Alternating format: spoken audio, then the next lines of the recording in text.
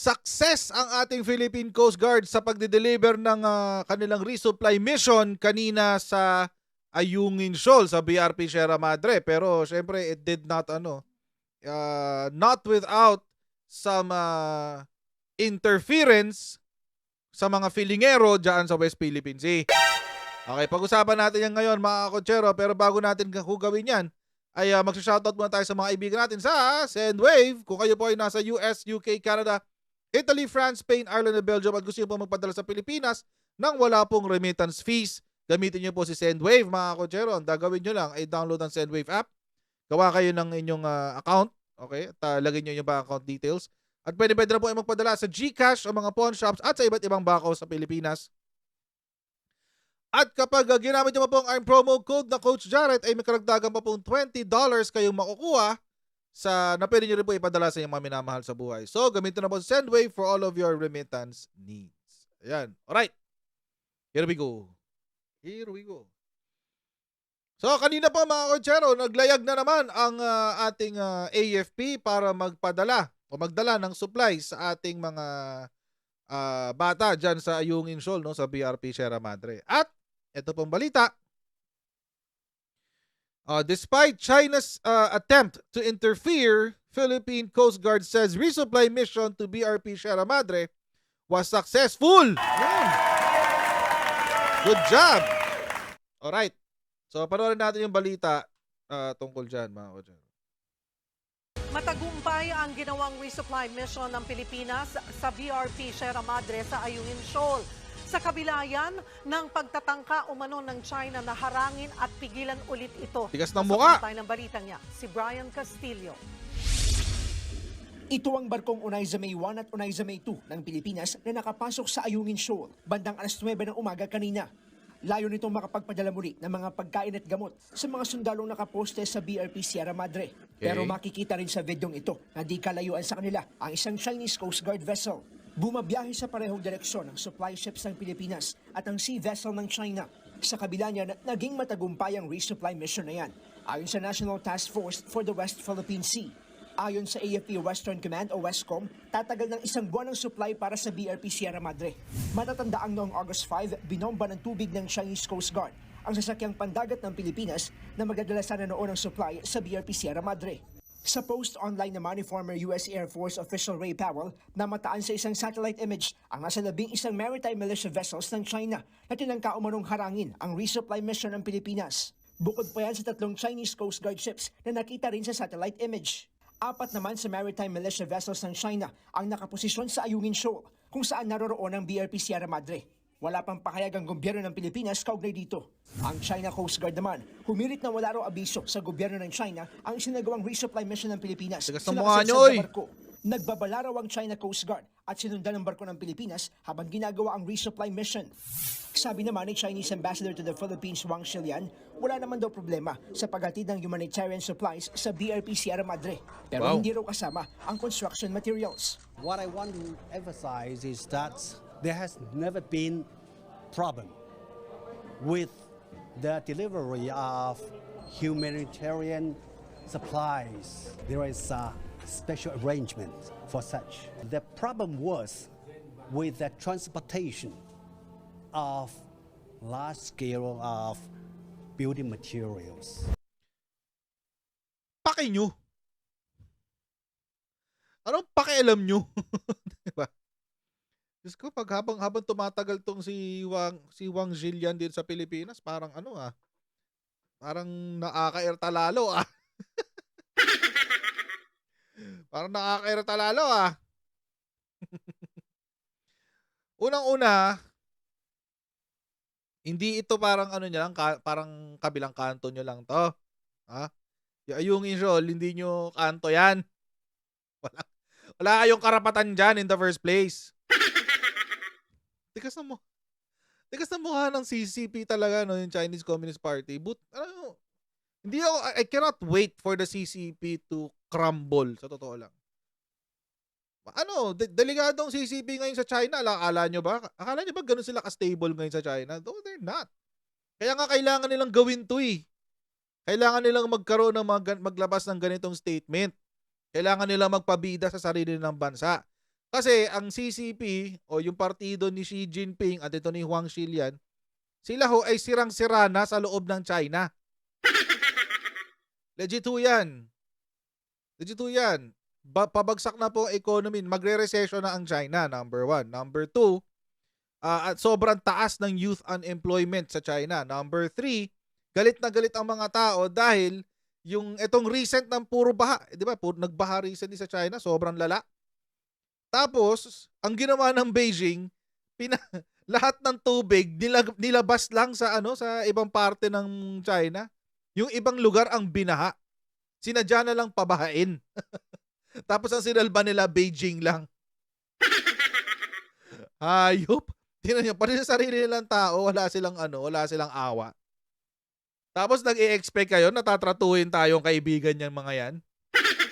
That's a load of BS, guys. That's a load of BS. Kaya maniniwala sa mga sinasabi nitong mga to.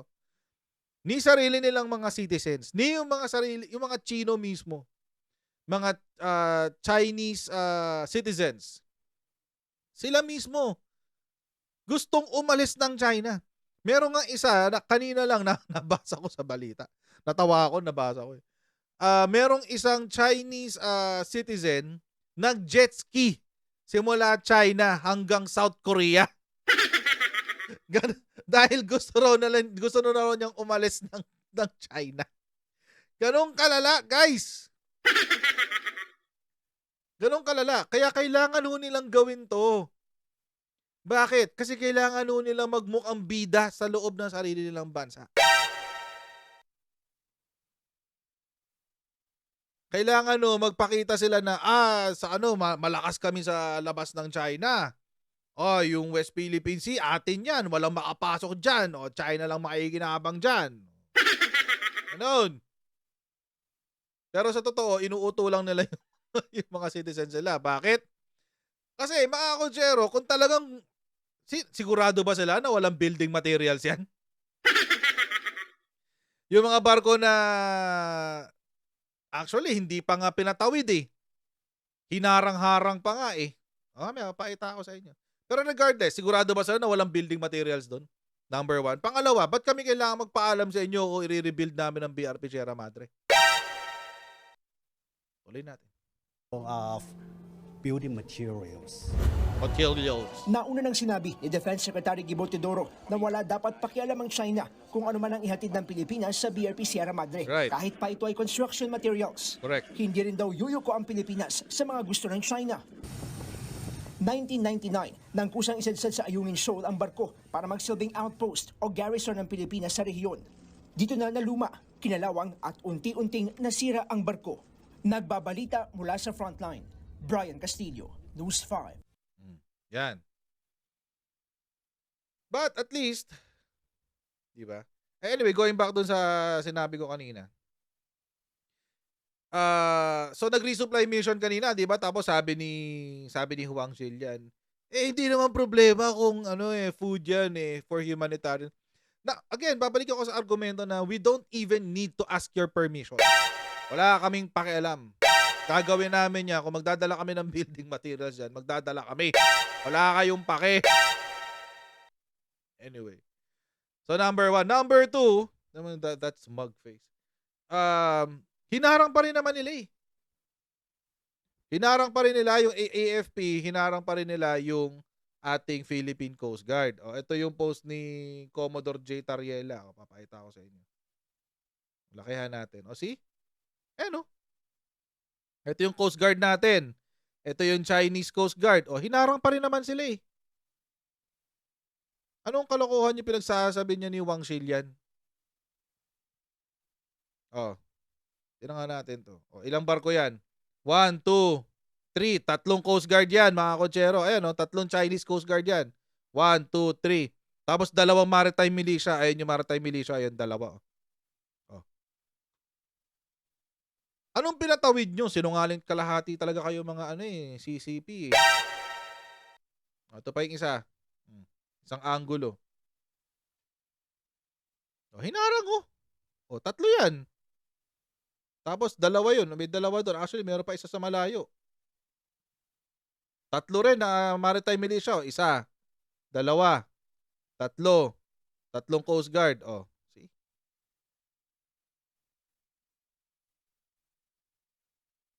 Tigas ng mukha eh. Akala yung pag-aari eh.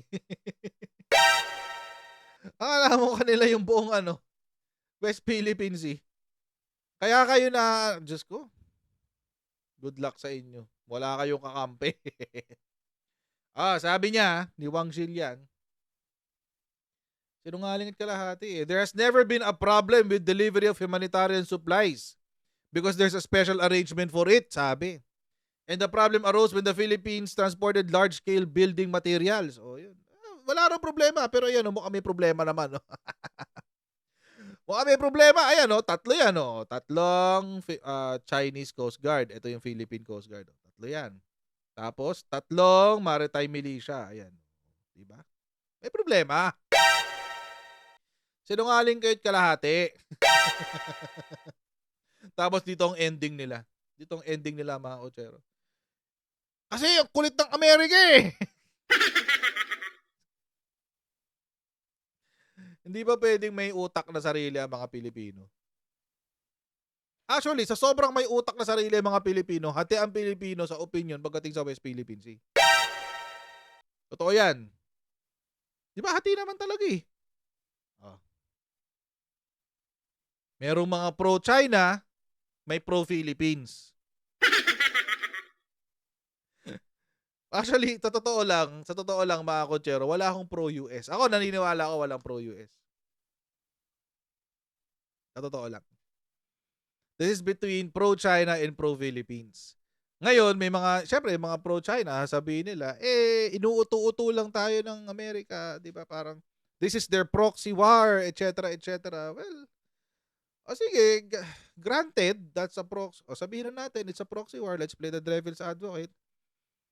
This is a proxy war, etc., etc. May maikinabang ba tayo dyan? Why not?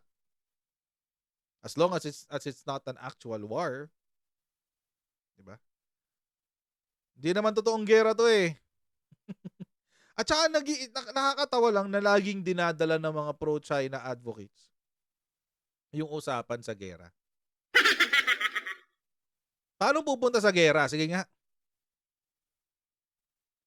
At kung magkaroon man ng gera, it would even be the Philippines' fault. Bakit? Tingnan nyo na lang kasi to. And by the way, mga kotsero, hindi lang po tayo ang may claim dyan.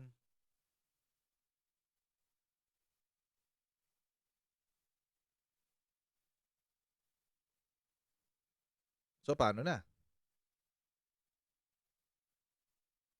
We have a bully in our own yard. Feeling niya, kanya yung buong yan. So, kanino kakakampi? Parang, ulitin ko lang mga kotsero yung example ko na sinasabi ko before. Halimbawa, nakabili ka ng bahay. Tapos, yung nagkabayaran na kayo. Diba? May kontrata na, nagkabayaran na, nagkapalitan na ng pangalan sa titulo. Tapos, yung may-ari, or yung dating may-ari, bigla niyang sinabi na, ay, teka, hindi pa ako pwedeng umalis ng ng master bedroom. Kasi may mga alaala kami dito. May historic right ako dito. Dito ginawa ang mga anak ko. Ganon. Ganun lang kasimple yun. Ganun ang ginagawa ng China. Nakikitara siya sa master bedroom. Nagke-claim siya na kanya yung master bedroom kahit hindi. Dahil pumirma na siya sa kontrata. Pumirma na ho siya sa UNCLOS. Kaya wala na ho siyang karapatan sa buong bahay. Ganun ho ang ginagawa ng China, guys. So I guess it's about time na kasi kapag ang usapan will be reduced to this is between America versus China. Wala ho talaga tayong pupuntahan diyan. Wala ho tayong pupuntahan diyan. Pero kung magiging usapan po ay this is between the Philippines and China, may pupuntahan tayo diyan. Anong pupuntahan natin? Iisa lang, UNCLOS lang. At may karapatan tayong ipaglaban kung ano yung nasa UNCLOS. Asa karapatan natin yun. At we should not be deprived of anything doon sa napagkasunduan sa UNCLOS. Bakit? Kasi we're abiding in it eh. Sumusunod tayo doon in good faith eh. Sumusunod tayo doon in good faith. And we expect other nations to do the same. So, sa usapin po na to mga kotsero, ulitin ko lang, aapela uli ako sa taong bayan. Aapela lang ako ulit. Mga kotsero, sana sa usapin na to, sa usapin ng China at West Philippine Sea, wag natin iwan sa area ang ating Philippine Coast Guard. Wag natin iwan sa area ang ating AFP. Dahil kung wala ho sila, baka hindi lang ho West Philippine Sea ang napasok ng China. Baka pati buong Palawan nandiyan na sila. At hindi ho malabong mangyari yun ha. Hindi ho malabong mangyari yun na i-occupy ng China ang Palawan.